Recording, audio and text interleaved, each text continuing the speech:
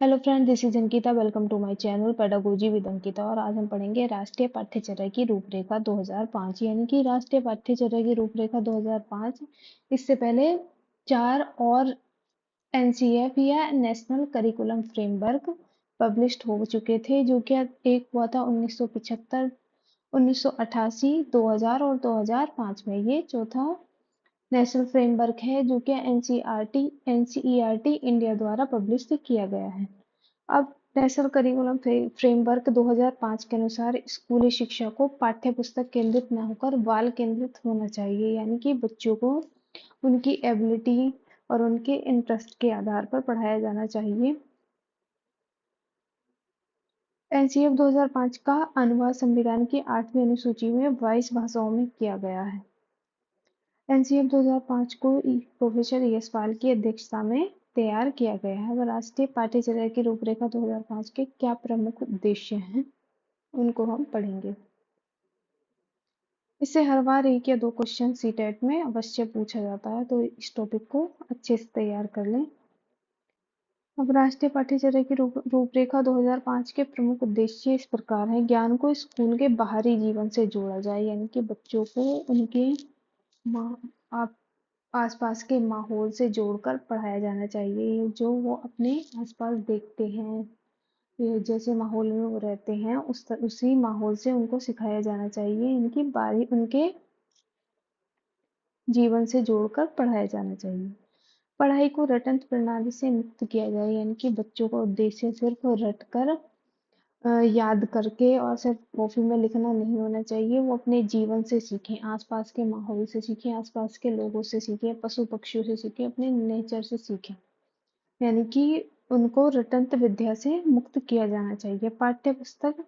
पाठ्यचर्या पाठ्य पुस्तक केंद्रित न हो, यानी कि पाठ्यचर्या या हमारी विषय वस्तु सिर्फ पाठ्य पुस्तक से केंद्रित नहीं होनी चाहिए। जो हमारा करिकुलम है वो हमारे आसपास के एनवायरनमेंट और इस सब से में होना चाहिए। बस एकमात्र आधार नहीं होना चाहिए। पाठ्य पुस्तक सिर्फ एक आधार होना चाहिए, जबकि उसके अलावा बच्चे एक्टिविटी करके अपने आसपास के वातावरण से, अपने आसपास के माहौल से सीखते हैं।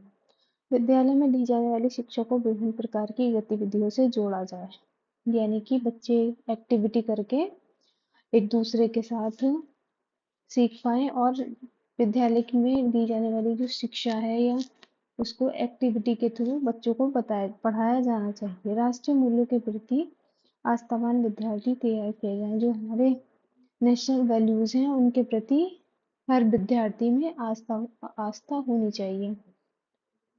बिना भार के अधिगम, यानी कि लर्निंग विदाउट बर्डन 1993 की रिपोर्ट के बेस पर होना चाहिए। लर्निंग जो है बिना शिक्षा बिना बोझ के, जो 1993 में जो रिपोर्ट पर बेस्ड है। एनसीएफ 2005 में 5 विधियों पर जोर दिया गया है, जो निम्नलिखित इस प्रकार है। सबसे पहले करके सीखना, यानी कि लर्निंग बाय डूइंग। करके किसी भी कार्य को हम करके बहुत अच्छे से सीख पाते हैं, जबकि देखकर हम उसको या सुनकर इतने अच्छे से नहीं सीख पाते हैं। अगर हम उसको करके एक बार देख लेते हैं तो हम उसको और अच्छे से कर पाते हैं। निरीक्षण विधि, यानी कि इंस्पेक्शन मेथड। बच्चों को उनके आसपास ले जाकर उन्हें दिखाकर चीजों को समझाना चाहिए, उन्हें बताया जाना चाहिए, या उसके थ्रू उन्हें लर्निंग दी जानी चाहिए, जिससे वो और अच्छे से सीख पाए। परीक्षण विधि या टेस्ट मेथड।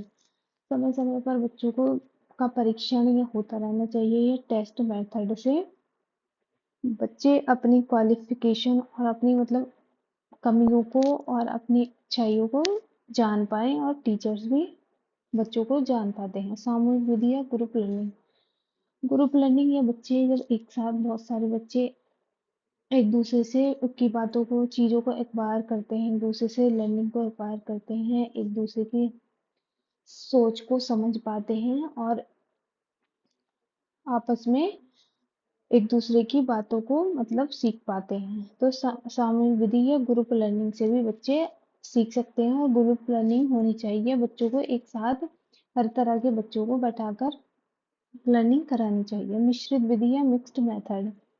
इसमें बच्चे विभिन्न अलग अलग तरह के टीचर्स, अलग अलग सब्जेक्ट के टीचर एक साथ एक क्लासरूम में बच्चों को शिक्षा देते हैं।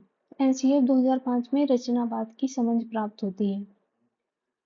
एनसीएफ 2005 के अनुसार एक शिक्षक की भूमिका सुविधादाता जैसी होती है, यानी कि बच्चा सिर्फ एक सुविधादाता होता है, जबकि बच्चे जो लर्निंग होनी चाहिए वो बाल केंद्रित होनी चाहिए या चाइल्ड सेंटर्ड एजुकेशन होनी चाहिए।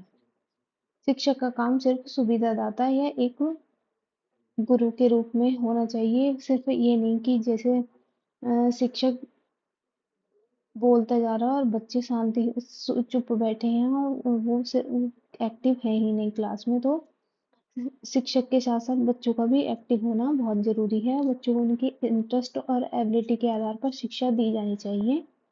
एनसीएफ 2005 के अनुसार एनसीएफ 2005 करके सीखने पर बल देता है, यानी कि लर्निंग बाय डूइंग। बच्चा खुद करके सीखने पर और अच्छे से कार्य कर पाता है और अच्छे से सीख पाता है।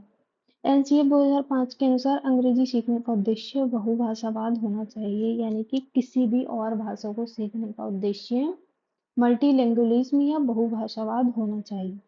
विभिन्न विभिन्न प्रकार की लैंग्वेज को सीखना बुरा नहीं है, लेकिन अपनी मातृभाषा को बच्चा उसको उसकी मातृभाषा में ही पढ़ाया जाना चाहिए और जिसमें ऐसी लैंग्वेज में उसको शिक्षा दी जानी चाहिए जिसमें वो कंफर्टेबल अच्छे से हो सके। Thank you. मिलते हैं नेक्स्ट।